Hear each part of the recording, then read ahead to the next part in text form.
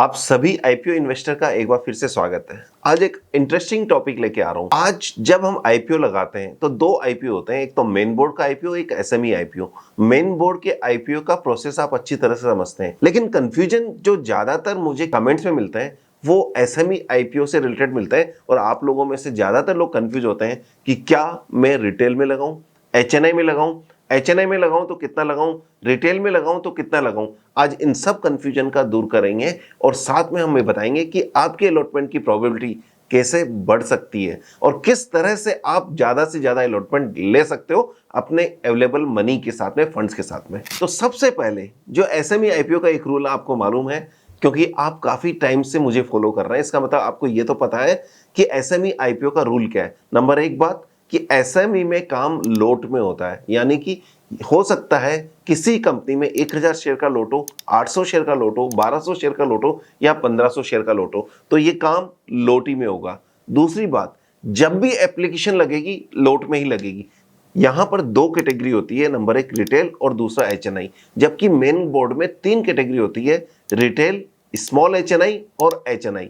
यहां जब दो ही कैटेगरी होती है तो यहां एक बात ध्यान देने की जरूरत है कि ये रिटेल में यदि आप एप्लीकेशन लगाते हैं तो एक ही लोट की एप्लीकेशन लगा सकते हैं, वो चाहे 800 का हो, 1000 का हो या 1200 का हो। लेकिन जब एचएनआई में एप्लीकेशन लगा सकते हैं तो मिनिमम 2 लोट की एप्लीकेशन लगानी होगी और 2 के बाद में 1 के मल्टीपल पे कुछ भी एप्लीकेशन लगा सकते हैं। लेकिन हाँ, यहां एक बात जरूर फायदा होता है स्पेशली एचएनआई और बिग एचएनआई को, कि जो मल्टीपल लोड के एप्लीकेशन एचएनआई कैटेगरी में लगाते हैं वो इशू साइज के, क्योंकि आजकल यहाँ छोटे इश्यूज भी आते हैं, 5 करोड़ का इश्यू भी आता है, 25 करोड़ का इश्यू भी आता है।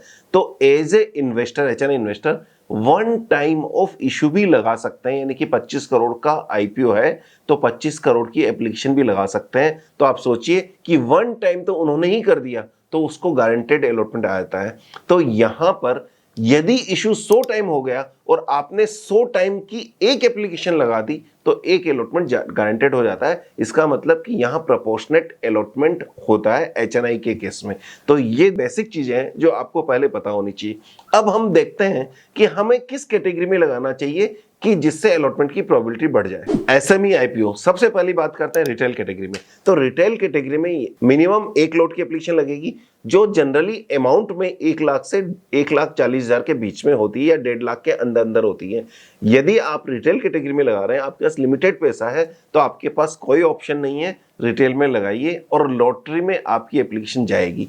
लेकिन यदि आपके पास एक एप्लीकेशन जो 1.5 लाख रुपए की है और आपके पास 15 लाख रुपए है, तो आपके लिए बेटर ऑप्शन यह है कि रिटेल कैटेगरी में आप 10 एप्लीकेशन लगाएं। और 10 एप्लीकेशन कैसे लगाएंगे?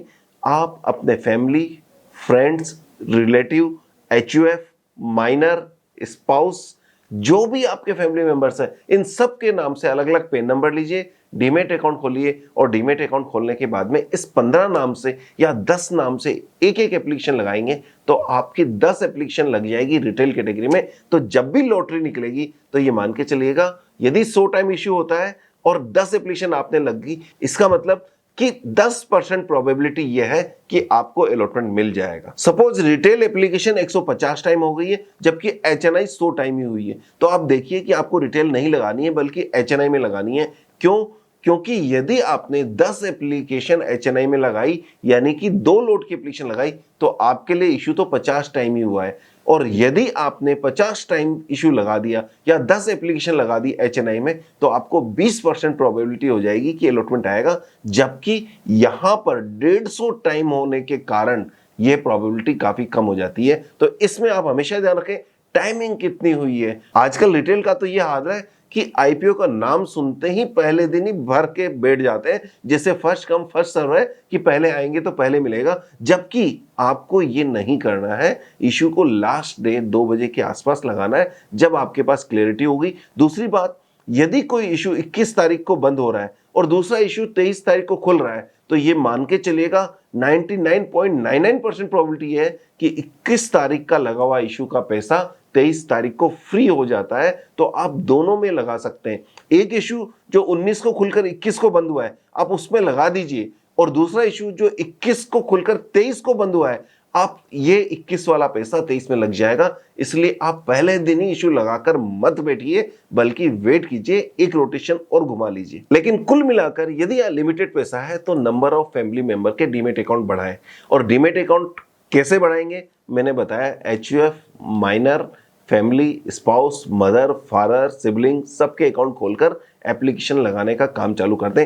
मैं कई फैमिलीज को ऐसे जानता हूं जो 4 ब्रदर्स की फैमिलीज हैं, उनमें से 3 ब्रदर तो बिजनेस कर रहे हैं और एक ब्रदर आईपीओ का काम करने का ही बिजनेस कर रहा है। तो वो सभी पूरी फैमिली मेंबर्स के नाम से 30-40 अकाउंट खोलकर और 30-40 अकाउंट में डीमेट अकाउंट में एप्लीकेशन लगाते हैं। तो आप भी ऐसा कर सकते हैं। और हाँ, यदि आप चाहते हैं डीमेट अकाउंट खोलने में हम आपकी मदद करें तो लिंक डिस्क्रिप्शन में है, डीमेट अकाउंट खोल सकते हैं। दूसरा, यदि आप चाहते हैं कि एचयूएफ अकाउंट या माइनर के अकाउंट में हम आपकी मदद करें, जिसमें माइनर में स्पेशली ध्यान देना होता है कि हमें ऐसी जगह अकाउंट खोलना है जो माइनर के अकाउंट से माइनर के अकाउंट में बिक जाए, माइनर का प्रॉफिट बुक हो जाए और प्रॉफिट भी माइनर के अकाउंट में आ जाए। वो बाद में इनकम टैक्स पर्पज से यदि पेरेंट्स में जुड़ता है तो अलग बात है, लेकिन ये सारा काम हो जाए, बार बार ऑफलाइन ट्रांसफर का आपको ट्रांजैक्शन नहीं करना पड़े, तो हमारी टीम से बात कर सकते हैं। दूसरी कैटेगरी आती है एचएनआई कैटेगरी। यहां पर बड़ा ट्रिकी गेम होता है। अब हम ऐसा समझ लेते हैं एक बार एग्जांपल के लिए, कोई एसएमई आईपीओ 100 टाइम हो गया।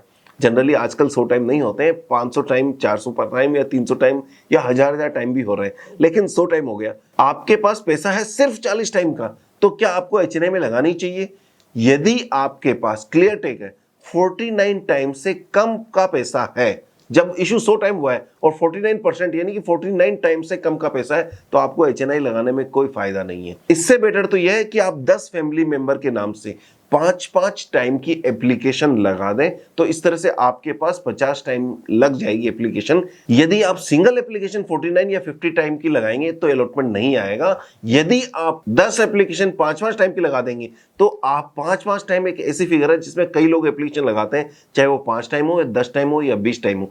तो इस केस में 5-5 टाइम की यदि आपने लगा दी तो लॉटरी में आपका नंबर आ जाएगा, तो 2 में से एक प्रोबेबिलिटी हो जाएगी कि आपको अलॉटमेंट आए। यदि आपने 40 टाइम लगाया तो वहां आपकी प्रोबेबिलिटी नहीं होगी। क्यों? वहां पर रजिस्ट्रार ये देखता है कि यदि 50% से ज्यादा क्वांटिटी इनके अलॉटमेंट आने की प्रोबेबिलिटी हो। क्या मतलब हुआ? यदि 1000 शेयर का लॉट है और आपकी अलॉटमेंट ये आ रहा है 510 शेयर, तो आपको अलॉटमेंट दे दिया जाएगा। यदि आपके अलॉटमेंट आ रहा है 490 शेयर, तो आपको अलॉटमेंट नहीं आएगा। इसका मतलब 51% से ज्यादा यदि आप एप्लीकेशन लगाते हैं तो ही आप लगाएं, नहीं तो मत लगाएं। रादर मैं तो ये कहूंगा, यदि टोटल सब्सक्रिप्शन 100 हो रहा है तो आप 60 टाइम प्लस की एप्लीकेशन लगाने में समर्थ हैं तो ही लगाएं। इसमें भी आजकल एक और ट्रिक होने लग गई है कि सपोज आपने 60 टाइम से इश्यू लगा दिया और मैंने 65 टाइम से इश्यू लगा दिया। पहले तो क्या होता था कि सेम यदि सब्सक्रिप्शन आते थे तो वो मर्ज करके देख लेते थे। अब क्या करते हैं वो, 60 टाइम आपकी और 65 टाइम मेरी, दोनों मिलाकर 125 टाइम हो गई। तो 125 टाइम में सवा लोट अलॉटमेंट होता है, तो इसका मतलब कि वो एक अलॉटमेंट आप में से और मुझ में से एक को दे देंगे। यदि आपने 2 एप्लीकेशन लगाई, 75% में इसलिए लगाने के लिए कह रहा हूं कि सपोज आपने 75 लगाई और मैंने 80 टाइम लगाई, दोनों मिला के कितनी एप्लीकेशन हुई?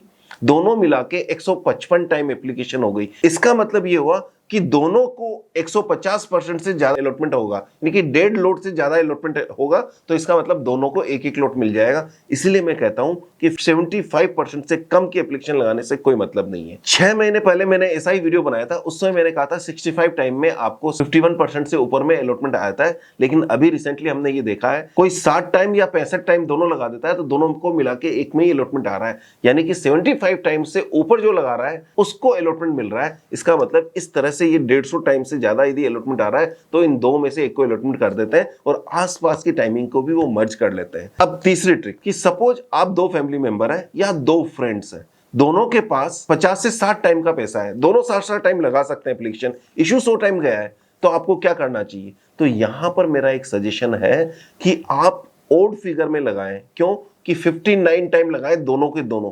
जब दोनों 59 टाइम लगाएंगे तो दोनों का सब्सक्रिप्शन मिलकर हो गया कितना? 120 टाइम या 118 टाइम। इसका मतलब एक लोट तो इन दोनों में से एक को अलॉटमेंट आना ही आना है, तो आप दोनों में से एक को एक अलॉटमेंट आ जाएगा। तो ये तभी पॉसिबल होगा जब आप 75% से नीचे लगा रहे हैं, 50% से ऊपर लगा रहे हैं और 2 जने मिलकर ये कर रहे हैं, तो ये पॉसिबल होगा। दूसरी बात, यहां पर यदि आपने 100 की जगह दोनों मिलके 90 टाइम, यदि 45 टाइम भी लगा दी तो भी आपको अलॉटमेंट मिल जाएगा। क्यों? क्योंकि 90% लोड का अलॉटमेंट आपको बैठता है। कैसे?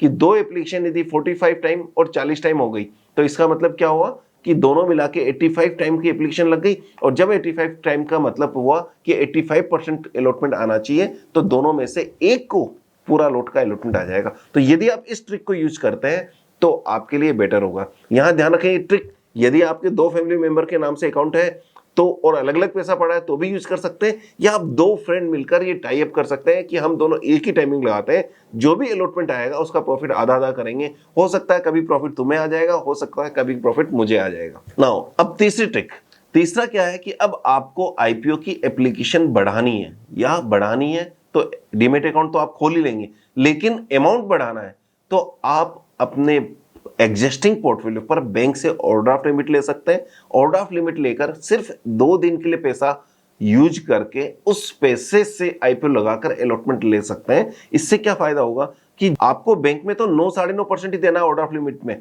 लेकिन आपको अलॉटमेंट जो आएगा वो लाख 2 लाख रुपए आराम से दे जाएगा। तो इस स्ट्रेटजी को भी यूज कर सकते हैं अपनी आईपीओ में अलॉटमेंट की प्रोबेबिलिटी बढ़ाने के लिए। अब आते हैं चौथी स्ट्रेटजी, जिसमें आईपीओ का रिटर्न बढ़ाना मेरा ऑब्जेक्ट है। जनरली हम आईपीओ लगाने के लिए सेविंग अकाउंट खोलते हैं, और सेविंग अकाउंट का इंटरेस्ट डिफरेंट डिफरेंट बैंकों में अलग अलग होता है। सपोज स्मॉल फाइनेंसिंग बैंक में जाते हैं तो 6-7% भी हो सकता है, या नॉर्मल नेशनलाइज्ड बैंक या फिर बड़ी बैंकों में जाते हैं तो 3% के आसपास मिलता है। 3 से 7% का रेंज है। सपोज आप स्मॉल फाइनेंस बैंक में नहीं जाना चाहते कंफर्ट के कारण, कुछ बैंकें आपको ऐसी फैसिलिटी भी दे रही है जो आपको लिंक्ड एफडी ओपन करती है। लिंक्ड एफडी का मतलब सपोज आपने 1 करोड़ की एफडी करा दी तो आपको 1 करोड़ रुपए वो सेविंग अकाउंट से लिंक हो जाएगा। एफडी का इंटरेस्ट 7-8% जो भी है वो मिलता रहेगा, साथ में सेविंग का इंटरेस्ट भी मिलता रहेगा जो 10-20 हजार रुपए आपके सेविंग में पड़े हैं उसका, और उस लिंक्ड एफडी से एप्लीकेशन लगा सकते हैं। अलॉटमेंट यदि आएगा तो आपके यदि सेविंग अकाउंट में पैसा होगा तो वहां से अलॉटमेंट कट जाएगा। यदि आपके सेविंग अकाउंट में पैसा नहीं होगा तो वो आपकी जो लिंक्ड एफडी है उसमें से उतना पोर्शन टूट जाएगा जितने का अलॉटमेंट आपका है, वो सेविंग अकाउंट से आपके पैसा क्रेडिट हो जाएगा और अलॉटमेंट अकाउंट में डेबिट हो जाएगा। इस तरह से भी आप कर सकते हैं। तो ये 4 टोटल स्ट्रेटजी बताइए जिनसे आप अपनी अलॉटमेंट की प्रोबेबिलिटी बढ़ा सकते हैं या एसएमई आईपीओ में रिटर्न को बढ़ा सकते हैं। ओवरऑल ये वीडियो कैसा लगा जरूर बताइएगा। क्या हम आपके लिए कुछ वैल्यू एड कर पाए, और आप पूछना चाहेंगे कि कौन सी बैंक ऐसी है जो इस तरह की फैसिलिटीज दे रही है, तो वो मैं जरूर बताऊंगा। तो उसके लिए आपको इंतजार करना होगा मेरे नेक्स्ट वीडियो का, जिसमें मैं डिटेल से सारी बैंकों के बारे में बताऊंगा। किस किस बैंक में लिंक्ड एफडी की फैसिलिटी है, किसमें आसबाल लगाने की माइनर की सेपरेट फैसिलिटी है, किसमें एचएफ अकाउंट ओपन करना कंफर्टेबल होगा, ये सारी डिटेल को कवर करते हुए कौन कौन सी बैंक में क्या क्या फैसिलिटीज प्लस और माइनस पॉइंट है, इसको डिटेल से कवर करूंगा। तब तक के लिए मस्त रहिए, व्यस्त रहिए, लिंक से डीमेट अकाउंट खोलिए और व्हाट्सएप चैनल ज्वाइन कर लीजिए जहां हम अपडेट करते हैं। मिलते हैं नेक्स्ट वीडियो में फुल डिटेल के साथ। All the best and happy investing.